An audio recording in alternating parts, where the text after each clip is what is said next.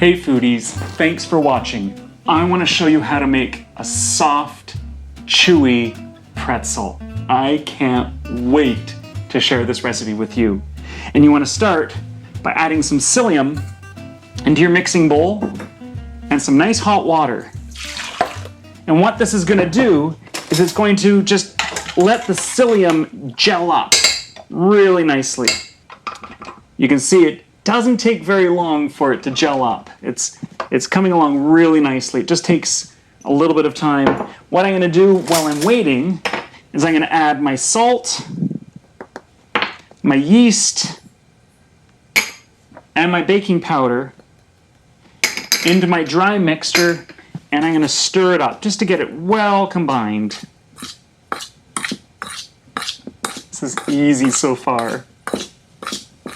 Okay, I think that's gelled up enough. You can see it still moves around, but it's pretty good.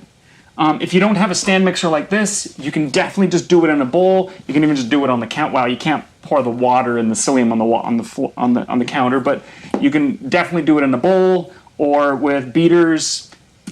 It's your kitchen, so you should make it how you are comfortable with making it.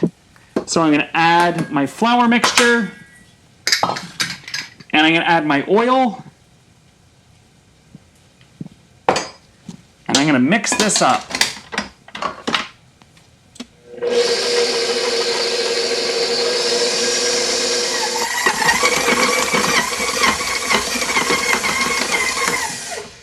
That looks like almost a kneadable dough. It's so exciting. So I'm just going to let this rest for a moment as I take my paddle off and clean it all off. Look at that. Like, it's not even sticking to my hands that well. That's great. And I'm just going to let it sit so that the psyllium and the yeast and everything can just do its thing just for a couple minutes. And while I'm waiting, I've got some boiling water over here, and I'm going to add some brown sugar, and that sugar is just for color. And I'm going to add a bit of baking soda, and you can see, you got to be careful when you pour that in because it bubbles right up and you don't want to burn yourself, because that would really suck. And then I'm just going to give it a little stir. And I'm going to let that sit there for a minute. It's been a few minutes, and I've let that rest for a bit. And I'm just going to massage it together, make it really nice and pliable. What the psyllium is doing is it's creating that little tiny bit of extra stretch. And I'm trying really hard not to add too much more flour because I want it to stay on the sticky side. Oh, that looks really nice though, doesn't it? Okay, so I'm going to just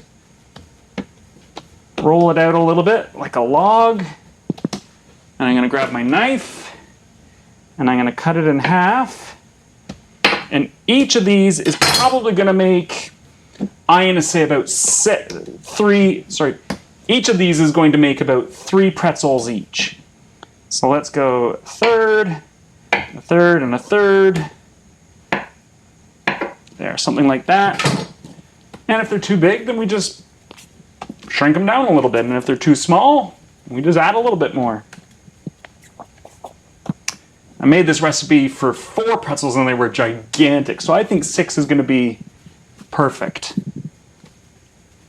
Okay, so I've just balled them and I'm just going to roll them out. And I start with my fingers together, and as I'm rolling, I'm spreading my fingers just to help evenly distribute it. Look at how easy this is. Look like it's got a little bit of spring to it. Isn't it nice? I can see it starting to come apart there just a little bit, so I'm just being extra careful in that one spot. There we go. Okay, and I pick it up, and I twist it. Oh, that came apart. Well, that's all right. There, we connect it like that. And that's our first pretzel done. So let's do it again. So we roll it. Slightly, or gently, not slightly, gently stretching it.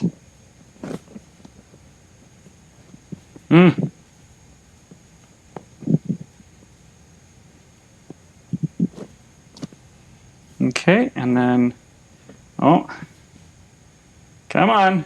Oh, come on. There we go. And we're getting the pretzel look. And I'm pressing down a little bit right where the connection points are, just so that they stick.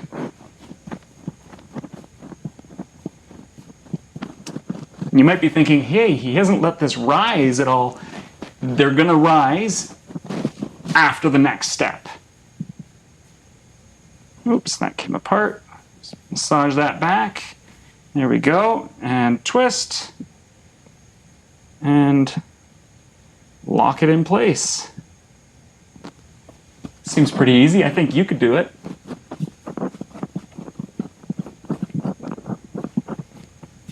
It's going pretty quickly too. That's what I like about working with dough. You can always adjust it and finesse it a little bit. There we go. I had my flour on standby just in case I needed it.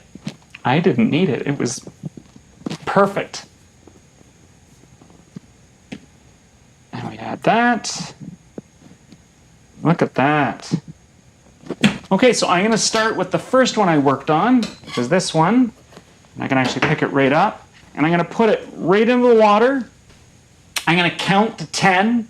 So 9, 8, 7, 6, 5, 4, 3, 2, 1. And I'm going to pick it up. And that's all it's going to take. And I'm going to set this right beside the stove, and I'm going to do the next one. So each one gets 10 seconds of a drip.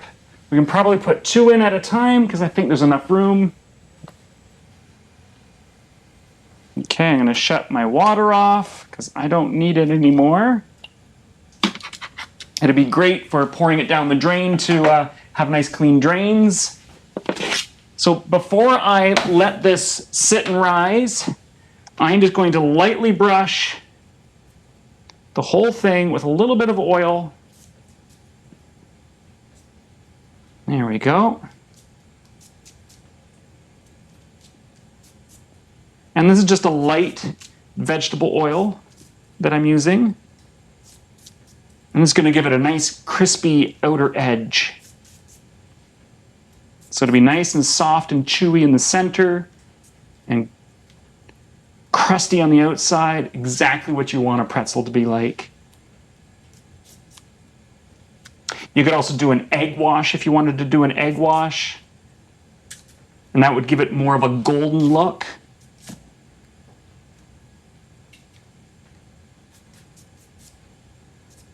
And then I'm thinking I'm going to put some rock salt on them. Not rock salt, coarse salt. Rock salt is a totally other thing. Okay.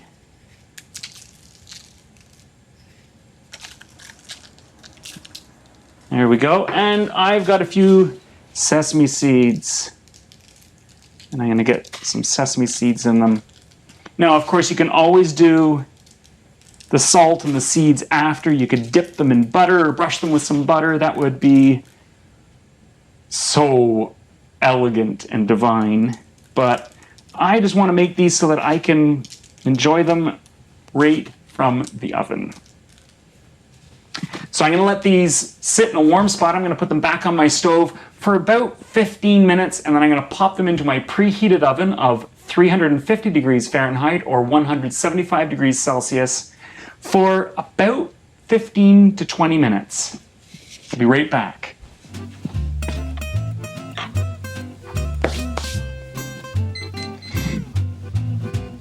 These look so good. They took 20 minutes in my oven. Your oven might be a little different, so keep an eye on them at the 15-minute mark. Mine were a little soft still at the 15-minute mark, and I'm like, another 5 minutes and they'll be perfect. And I think they look perfect. Let's take a look at the underside of them. Oh, look at, nice and crusty, and yeah, you can even hear the hardness of it. They smell really good, and I want to try them and see what they're like.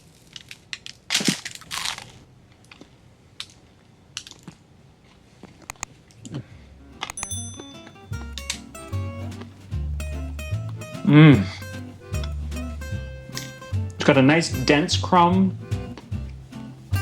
The little hint of sesame and the little fleck of salt has the perfect seasoning to it. It was funny because I was sprinkling the salt on it and most of the salt wasn't actually adhering to the pretzel. It was just falling through and going on the tray. I was like, oh, they're not gonna be that salty, but they're perfect. They're really good. If you're looking for the recipe of this, you can go to glutenfreeguy.ca. You can also follow me on Facebook, Instagram, Pinterest, and LinkedIn. And coming up next is this. See you soon.